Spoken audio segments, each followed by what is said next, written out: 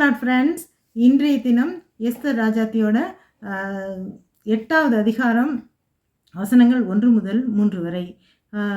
8வது அதிகாரத்தில் அகாஸ்வேரு ராஜா என்ன சொல்கிறாரு அப்படின்னா, ஆமானோட கதை முடிஞ்சிச்சு. ஆமான் இது பண்ணிட்டாரு. ஆமான் மேலே கோபமாக இருந்தார்.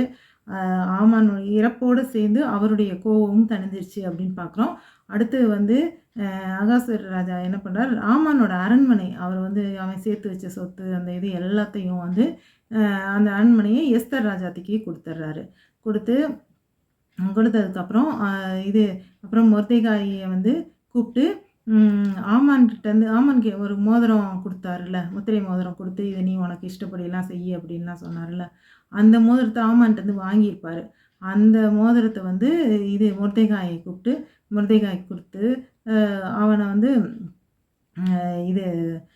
அந்த அரண்மனையில் இருக்க சொல்கிறாரு. அப்போ எஸ்தர் ராஜாத்தி அந்த ஆமானோட அரண்மனை இப்போது ராஜாத்திக்கு கொடுக்கப்பட்டது எஸ்தருடைய அரண்மனையாக இருக்குது. அதனால் அந்த அரண்மனைக்கு அதிகாரியாக மொர்தெகாயை வைக்கிறா.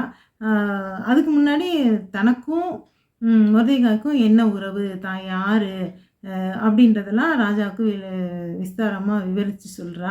அதெல்லாம் கேட்டுட்டு தான் மொர்தெகாயை அது அவள் சொல்கிறது மட்டும் இல்லை, அவருடைய உறவுமுறை மட்டும் இல்லாமல் தன்னையும் காப்பாற்றுறதுக்கு மொர்தெகாய் நிறையா வேலை பார்த்துருக்காரு அப்படின்றதெல்லாம் ஞாபகம் அவரை கனம் பண்ணணும் அப்படின்னு சொல்லிட்டு அவனுக்கு அந்த முத்திரை மோதிரத்தை கொடுக்குறாரு.